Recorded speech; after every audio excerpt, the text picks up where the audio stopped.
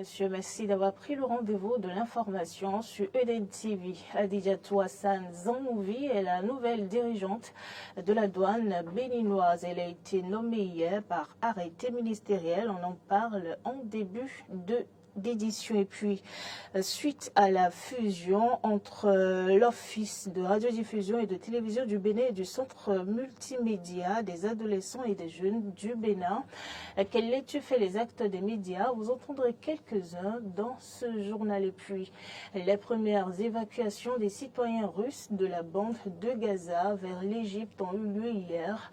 Des dizaines de familles ont par la suite réussi à rejoindre la Russie.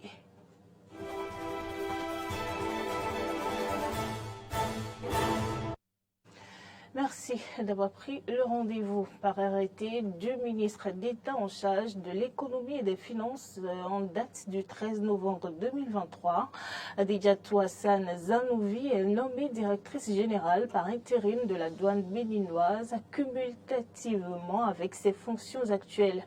Titulaire entre autres d'un master en administration des affaires de l'Université d'Orléans, la nouvelle directrice générale des douanes est au cadre supérieur du financement, de développement et de mobilisation des ressources. Quant à l'ancien directeur Alain Inkati, il est appelé sur d'autres fronts. En Conseil des ministres dernier, il a été nommé directeur général de l'Agence nationale de l'alimentation et de la nutrition. Et aussi l'autre décision issue de ce même Conseil des ministres est la création et l'approbation des statuts de la Société de radio et de télévision du Bénin SA par la fusion de l'Office de radiodiffusion et de télévision du Bénin et du Centre multimédia des adolescents et des jeunes du Bénin. Quelle lecture font les acteurs des médias de cette fusion? Clémence Tonocoin. Avec la fusion de l'Office de radiodiffusion et télévision du Bénin ORTB et du Centre multimédia des adolescents et des jeunes du Bénin CMAJB, comprenant la radio Ado FM et la télévision Ado TV, le gouvernement entend insuffler une nouvelle dynamique aux médias audiovisuels du service public béninois. La décision pourrait être perçue comme une réforme, mais pas celle attendue depuis peu dans le secteur des médias et annoncée par le chef de l'État au début de l'année 2023. Dès l'instant où une institution comme l'ORTB choisit de muer ou qu'on la fait muer, il y a très certainement une réforme. Après, il faut analyser les tenants et les aboutissants de cette réforme. Ce qui est bien difficile à l'étape actuelle. La HAC n'a encore remis aucun document au président de la République dans le cadre des réformes. Donc on ne peut pas dire forcément que c'est dans le cadre de réformes. Mais avant qu'on ne parle des réformes, depuis bientôt un an, il y avait un certain nombre de choses qui se passaient au niveau du service public. Je pense que ça doit être pour régler un problème de statut par rapport au CMAJB. Maintenant, pour ce qui concerne l'ORTB. Quand on dit ORTB, Office de radiodiffusion et télévision du Bénin, c'est plusieurs médias. La radio nationale, la télévision nationale, BB24, Atlantique FM, Radio Paraco, Septentrional FM et il y a aussi le réseau des radios rurales locales. Donc tout ça, c'est le service public. Donc si je me suis dit que ça peut être dans l'optique de faire tout en un pour que cela permette à l'État d'opérer un certain nombre de réformes dans le service public de l'information. En tant que média au service du citoyen béninois, l'ORTB a besoin de répondre année après année aux attentes du public béninois. Il est donc nécessaire que l'institution évolue en tenant compte de ces attentes. Quand on parle d'une société anonyme, on peut se demander d'où proviendra le capital. Est-ce que nous restons purement dans le service public avec un financement de l'État ou est-ce que nous avons un apport, par exemple, de capitaux privés? Et si nous avons un apport de capitaux privés, ça ne peut pas être sans conséquence. L'autre chose, c'est de savoir de quelle façon va évoluer la nouvelle société par rapport aux attentes des Béninois. S'il s'agit du service public, il demeure vrai que la cible principale demeure le contribuable béninois. Alors, si c'est le contribuable qui finance, ce sont ses intérêts qui doivent être mis en avant et non pas ceux du gouvernement, par exemple, comme ça a toujours été le cas jusqu'à présent.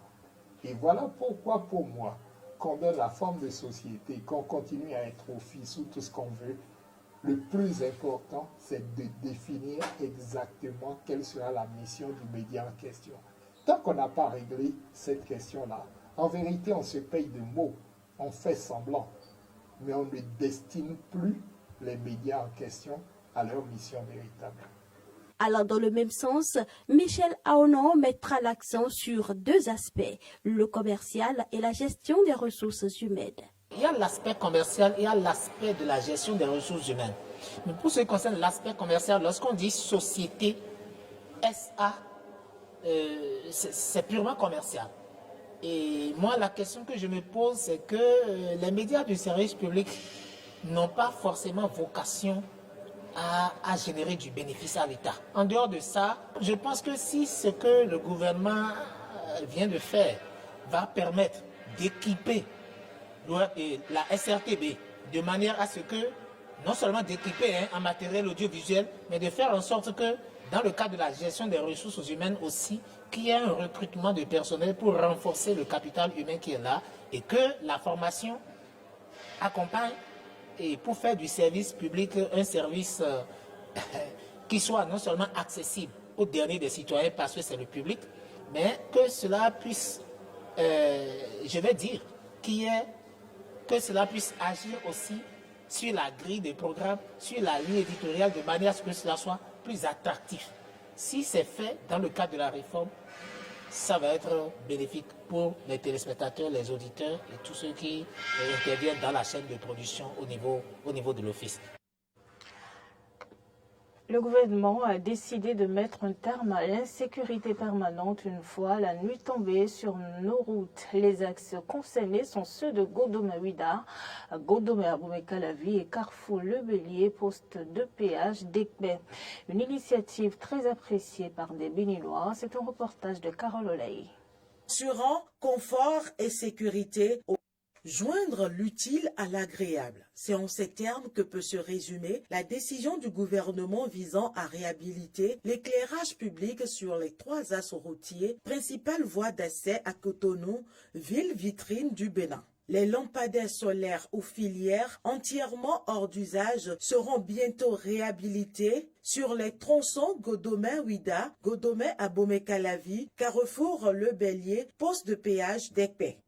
Le Conseil a autorisé la sélection d'une entreprise qui a déjà fait ses preuves dans le cadre du projet asphaltage aux fins de la réhabilitation complète de l'éclairage public sur ces 3 axes. Une décision du Conseil des ministres en date du 1er novembre qui viendra dans un futur proche mettre un terme à l'insécurité, à la peur et à l'effroi que ressentent les usagers de ces tronçons toutes les nuits. Avec ce que le gouvernement Talon veut faire comme la reprise des lampadaires, des routes là.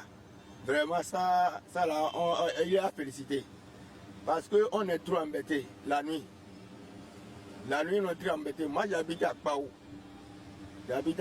Et tout le tronçon de la voie depuis Godomé jusqu'à Ouida, on n'a aucun des lampadaires qui travaillent. C'est une bonne nouvelle. C'est une bonne nouvelle. Ça va régler un temps soit peu le problème de sécurité. En plus, c'est un pas vers le développement. N'importe qui peut s'arrêter dans le nord et puis m'agresser. Voilà, ça c'est comme on appelle un premier risque. Voilà. Et secondo, quand il n'y a pas d'électricité sur les voies, ça ne présente pas bien en fait quoi. L'incivisme notoire de certains citoyens qui viennent voler les batteries des installations d'éclairage public solaire la nuit étant l'une des principales causes des lampadaires hors d'usage sur nos voies, les populations en appellent à leur sens élevé de patriotisme. Qu'ils arrêtent parce que c'est un investissement que le gouvernement fait pour rétablir tous ces lampadaires, voilà. Donc c'est un investissement, c'est de l'argent que l'État met dans ces travaux. Et si des personnes viennent enlever, gâter ces choses-là, c'est un retour en arrière. C'est un retour en arrière, ça met le pays en arrière. Ils viennent les enlever, nez à nez. Quand vous allez dans la nuit, là, vous les voyez. Mais si vous vous arrêtez, ils vont vous tuer pour rien.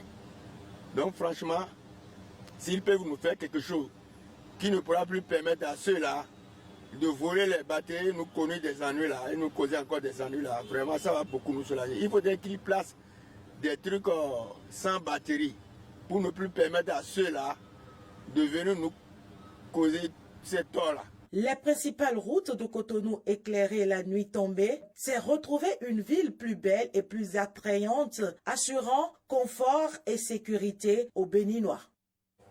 Et puis c'est tout un calvaire pour les usagers et riverains qui doivent emprunter la voie quittant le carrefour Haïtidi pour le carrefour Séminaire. La population est confrontée à d'énormes difficultés à cause de l'état de cette voie. Arthur Indo.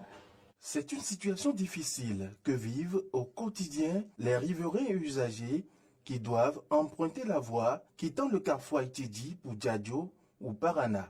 La voie est dégradée, difficile de circuler librement. Nous souffrons énormément sur cette voie. La rotation est très difficile pour tout moteur.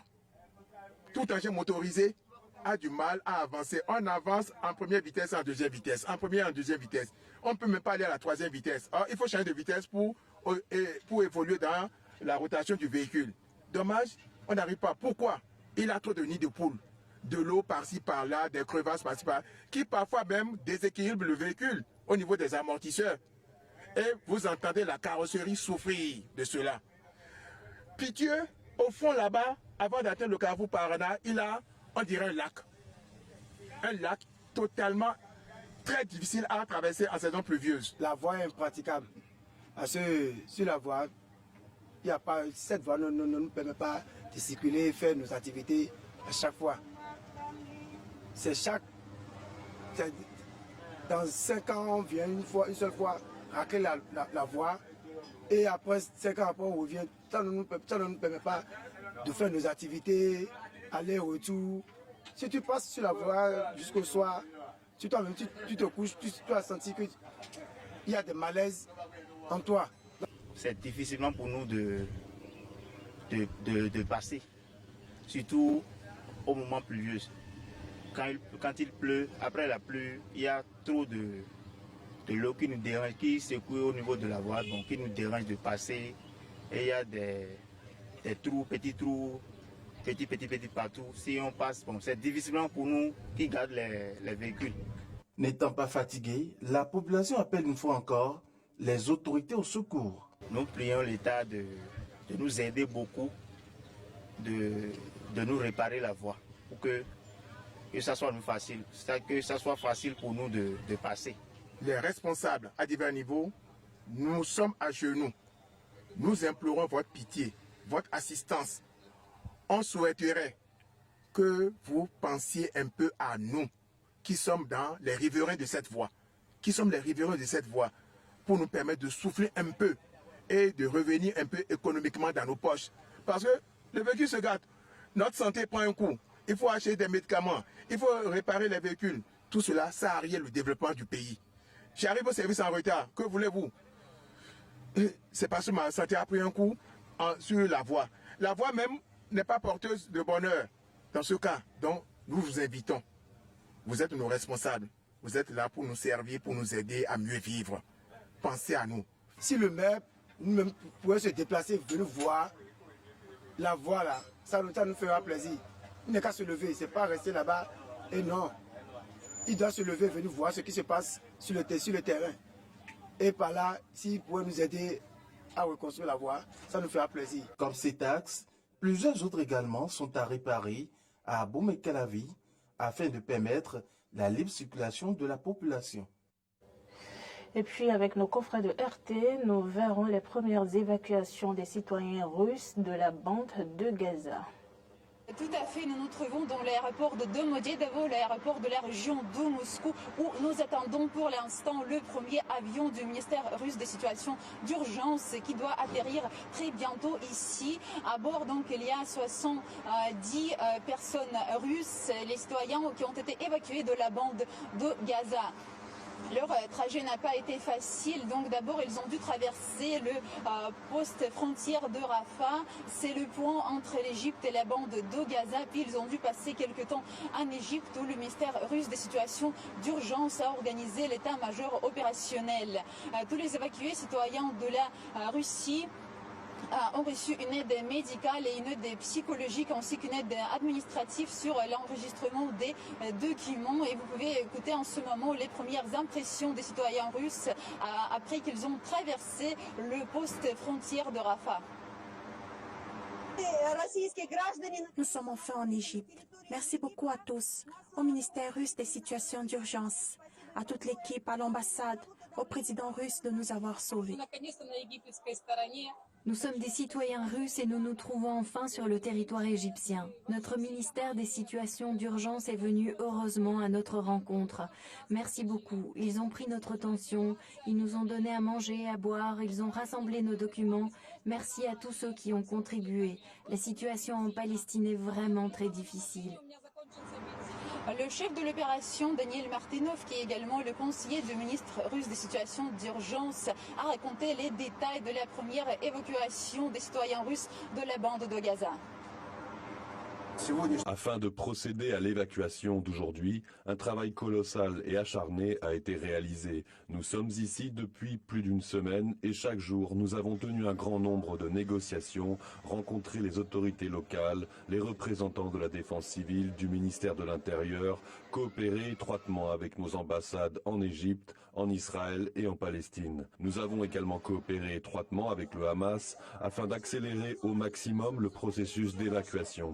Nous sommes arrivés ici à la demande directe du président Vladimir Poutine ainsi que du ministre des situations d'urgence Alexandre Kourenkov. Nous avons reçu une mission simple, faire de notre mieux pour que l'évacuation commence le plus vite possible. Jusqu'à présent, nous avons réussi à évacuer 70 de nos compatriotes. Maintenant, quelques mots sur les 70 personnes qui doivent arriver très bientôt dans l'aéroport de Domodedovo dans la région de Moscou. Donc, parmi ces 70 personnes, il y a 28 enfants, une femme enceinte, enfant de grossesse. Donc, parmi les 28 enfants, il y a 5 qui ont moins de 3 ans et le plus jeune n'a que 3 mois. Merci Madame, Monsieur de nous avoir suivis. Retrouvez-nous sur l'ensemble de nos plateformes digitales avec l'identifiant Bene Wedel TV. Portez-vous bien.